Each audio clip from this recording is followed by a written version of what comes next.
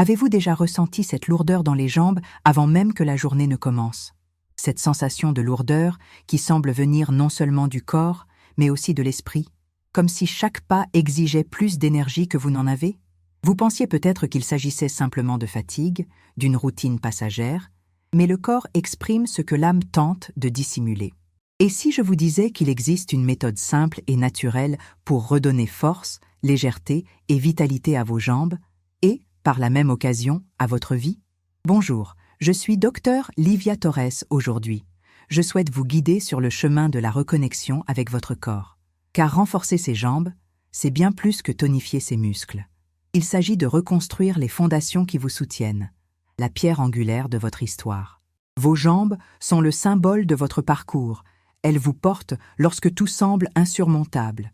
Et lorsqu'elles vous appellent à l'aide, c'est le signe qu'une autre partie de vous réclame aussi de l'attention.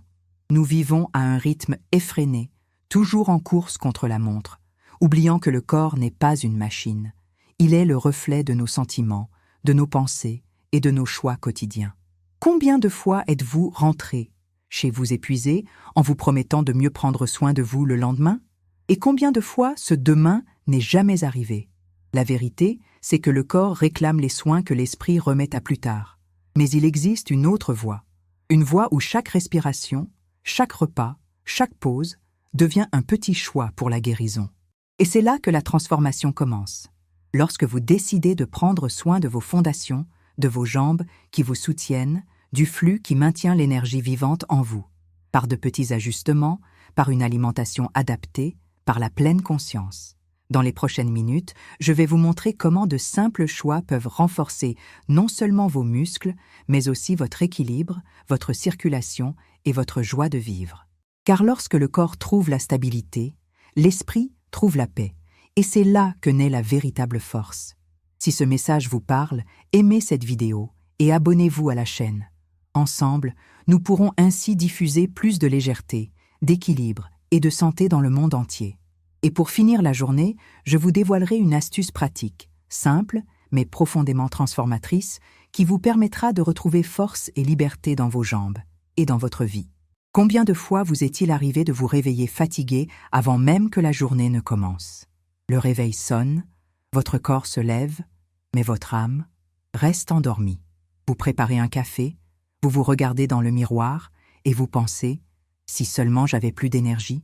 Mais ce que beaucoup appellent un manque d'énergie est en réalité un manque de connexion. Connexion à votre propre corps, à ses besoins et à ce que vous avez trop longtemps ignoré. Je me souviens d'une patiente venue me consulter, épuisée. Elle travaillait dur, prenait soin de tout le monde, mais jamais d'elle-même. Elle avait mal aux jambes, l'enflure s'était accentuée et, la nuit, elle se plaignait d'une lourdeur qu'aucun massage ne parvenait à soulager.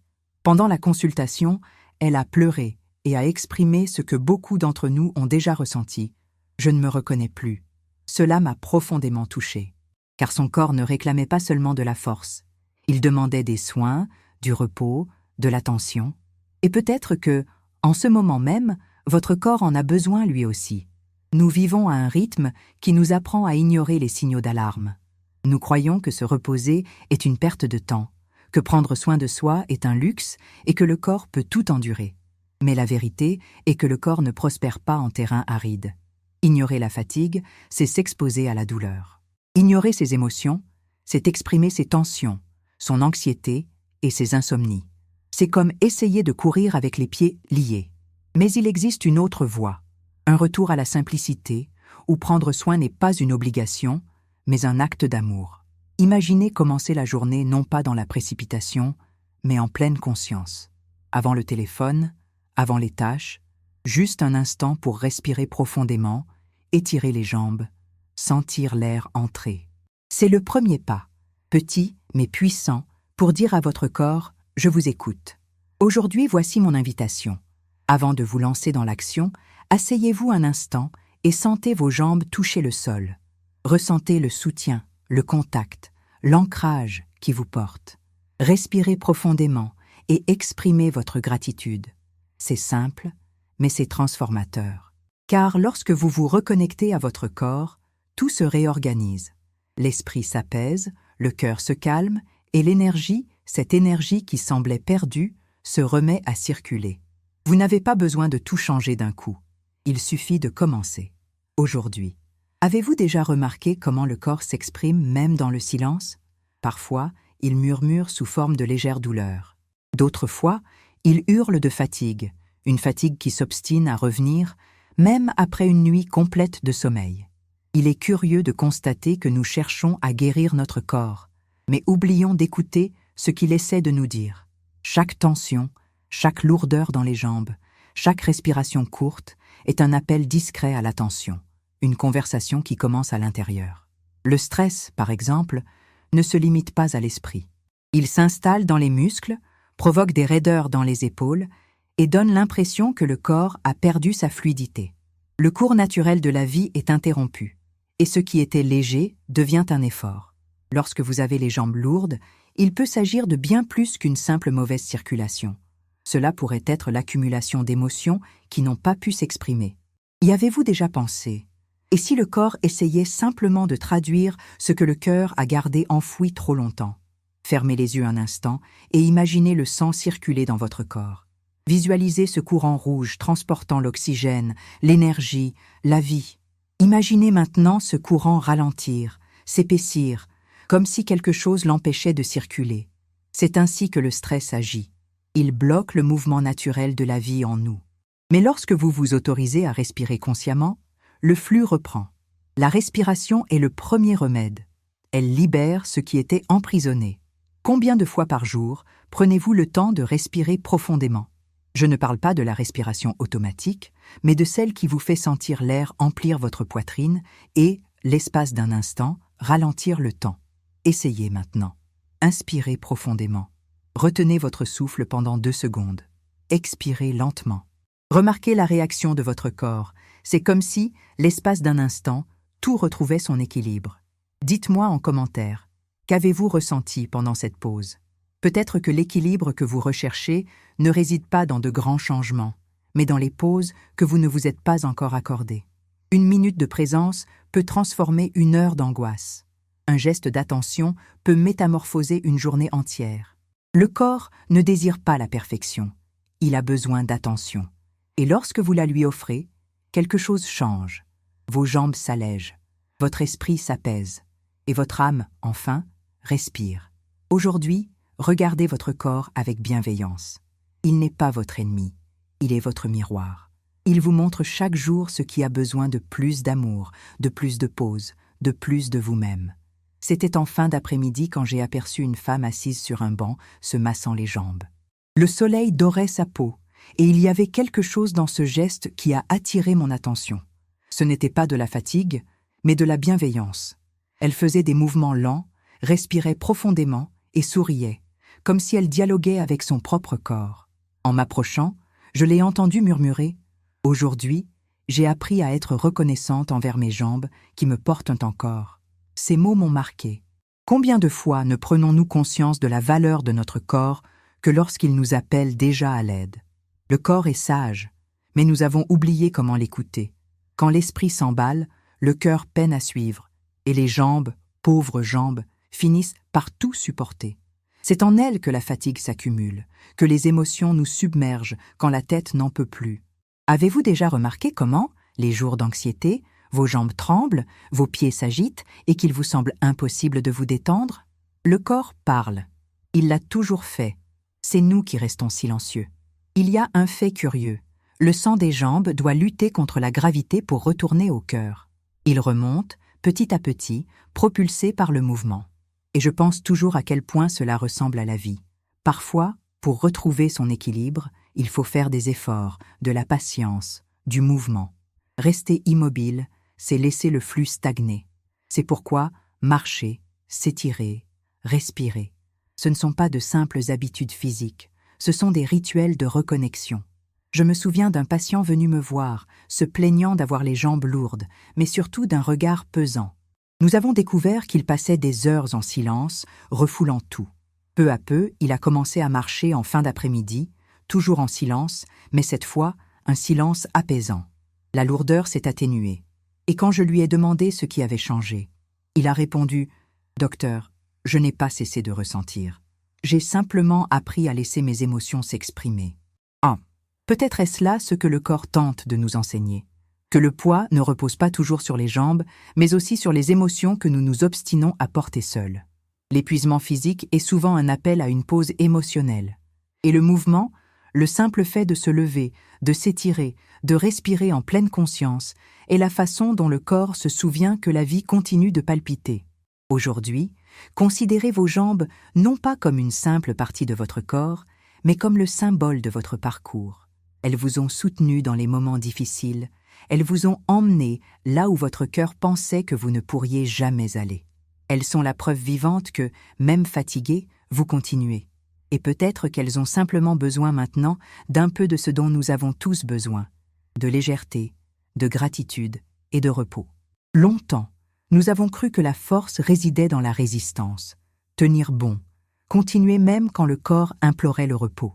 Nous avons appris à étouffer la douleur et à sourire en apparence, tandis qu'à l'intérieur, tout s'effondrait en silence. Mais le corps n'oublie pas.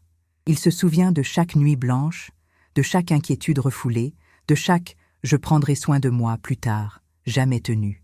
Un jour, il parle. Parfois avec douleur, parfois avec épuisement, parfois simplement avec ce vide indicible. C'est à ce moment précis que beaucoup croient avoir perdu le contrôle, alors qu'en réalité, c'est le corps qui réclame une reconnexion. Ce que nous appelons faiblesse est en fait un appel à la guérison. Jambes tremblantes, esprit agité, cœur qui s'emballe, autant de signes qu'en nous, quelque chose aspire à se faire entendre. Le corps n'est pas l'ennemi, il est notre messager le plus fidèle. Vous est-il déjà arrivé de vous demander combien de fois vous vous êtes reproché d'être fatigué? Oh, combien de fois avez-vous culpabilisé d'avoir besoin de vous reposer? Nous vivons dans une culture qui glorifie la performance et oublie le repos. Pourtant, se reposer est aussi un acte de courage. C'est le moment où l'on se dit « je mérite d'être bien ». C'est à cet instant précis que la guérison commence, lorsque prendre soin de soi cesse d'être une obligation et devient un respect. Une patiente m'a confié qu'après des années à ignorer sa propre fatigue, elle avait décidé d'instaurer un petit rituel. Chaque soir, elle posait ses mains sur ses jambes et disait « Merci de m'avoir soutenue jusqu'ici », tout simplement. Au début, cela lui paraissait futile, mais peu à peu, elle a commencé à ressentir quelque chose de différent. Elle disait mieux dormir, se réveiller plus légère, et son corps lui semblait moins lourd. Car la gratitude guérit là où les exigences blessent. Tourner la page, ce n'est pas oublier la souffrance. C'est reconnaître ce qui nous a menés là où nous sommes, et aller de l'avant avec plus de conscience. Prendre soin de soi, c'est ce cheminement, celui qui relie la douleur à la force qui nous anime aujourd'hui. C'est comprendre que le corps n'a pas besoin d'être contrôlé, mais compris, que l'esprit n'a pas besoin d'être réduit au silence, mais écouté avec bienveillance. Aujourd'hui, l'invitation est simple. Choisissez un petit geste de bienveillance envers vous-même et faites-en un rituel quotidien. Cela peut être une pause pour respirer, une promenade légère, un verre d'eau bu en pleine conscience. Les petits gestes ont un grand pouvoir de guérison. Et lorsque vous décidez de prendre soin de ce qui vous nourrit, votre corps répond, non seulement avec force, mais aussi avec paix. Vous savez, la vie a une façon bien étrange de nous apprendre des choses. Parfois c'est le corps qui parle, parfois c'est le cœur qui crie. Et presque toujours, nous n'apprenons que lorsque nous nous arrêtons. Pendant longtemps, j'ai cru que prendre soin de moi était égoïste, que me reposer était une perte de temps, et que ce sentiment était un signe de faiblesse. Mais un jour, l'épuisement n'a pas demandé la permission. Il est arrivé, tout simplement. Et c'est là, dans le silence entre deux soupirs, que j'ai compris. La santé ne se mesure pas à l'examen. Elle se ressent au fond de l'âme à la fin de la journée. Je me souviens de la première fois où je me suis autorisée à respirer vraiment. J'ai éteint mon téléphone portable, je me suis assise par terre dans le salon et j'ai pleuré. J'ai pleuré pour tout ce que je portais en moi, tout en essayant de paraître forte. C'était simple et c'était libérateur. Ce moment m'a appris que le véritable soin de soi commence lorsqu'on s'écoute soi-même, lorsqu'on cesse de courir vers l'extérieur et qu'on commence à se tourner vers l'intérieur. Car lorsqu'on apprend à s'écouter, quelque chose change. Le corps réagit, l'esprit ralentit, le cœur retrouve un nouveau rythme. La transformation ne se produit pas d'un coup, mais commence au moment où vous décidez que vous méritez la paix. Il n'y a pas de formule magique, mais il y a la pratique. Commencez par les bases. Respiration profonde, eau, sommeil, mouvement et silence. Notez ce que vous ressentez.